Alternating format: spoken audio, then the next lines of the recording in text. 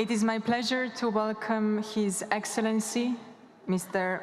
Matamela Cyril Ramaphosa, President of South Africa. Your Excellency, you have the floor.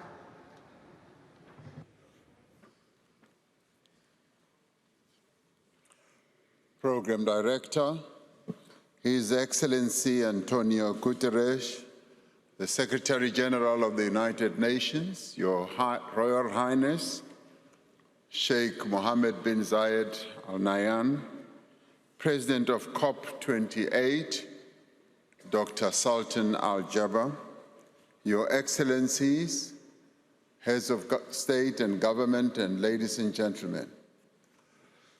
This World Climate Action Summit is taking place at a time when much of our world is in turmoil. South Africa is appalled at the cruel tragedy that is underway in Gaza. The war against the innocent people of Palestine is a war crime that must be ended now.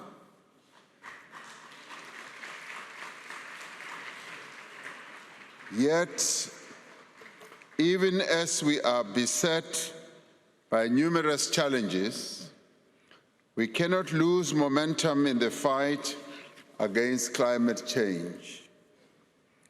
African countries are among the most vulnerable to the effects of a rapidly changing climate and have to adapt and build resilience within the context of historically low levels of development and a severely limited capacity. As South Africa, we applaud the landmark decision of COP28 to operationalize the new fund on loss and damage, and we also welcome the pledges that have already been made. If this fund is to effectively support those countries most vulnerable and that are affected by climate change, we need to mobilize more funding in a much greater scale. We must launch the work program on national and international just transitions that involve all of society and encompass all areas of the economy. What is decided here at COP28 needs to be guided by science, it needs to be underpinned by equity and the principle of common but differentiated responsibilities and respective capabilities. Climate action is key to South Africa's sustainable development agenda. The South African government has just approved the implementation plan for our country's Just Energy Transition Investment Plan. This plan focuses on areas critical to a just transition, including investment in electricity infrastructure, new energy vehicles, that is electric vehicles, green hydrogen, skills development, as well as municipal electricity distribution, and other interventions directed at communities most affected by the energy transition. South Africa has a very successful renewable energy program that plays a key role in supporting our decarbonization efforts.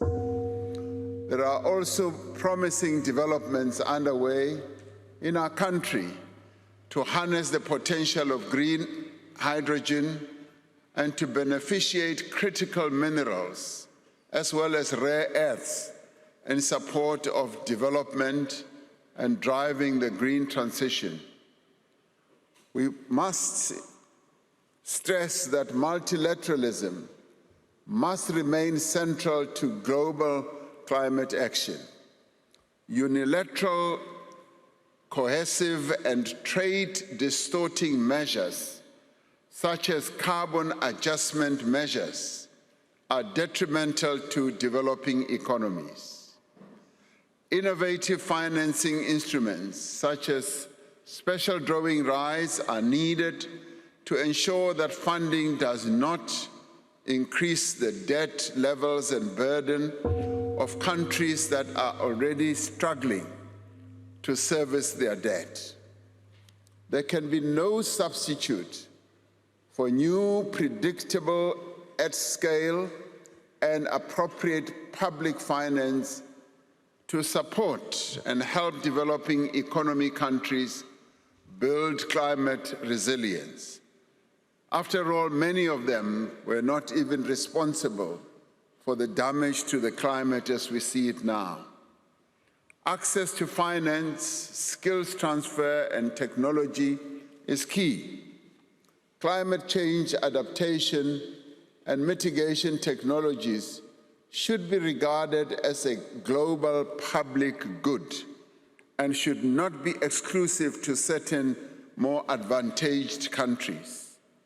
We need to support the right of each country to determine its own developmental trajectory and provide the necessary space to bring it to fruition.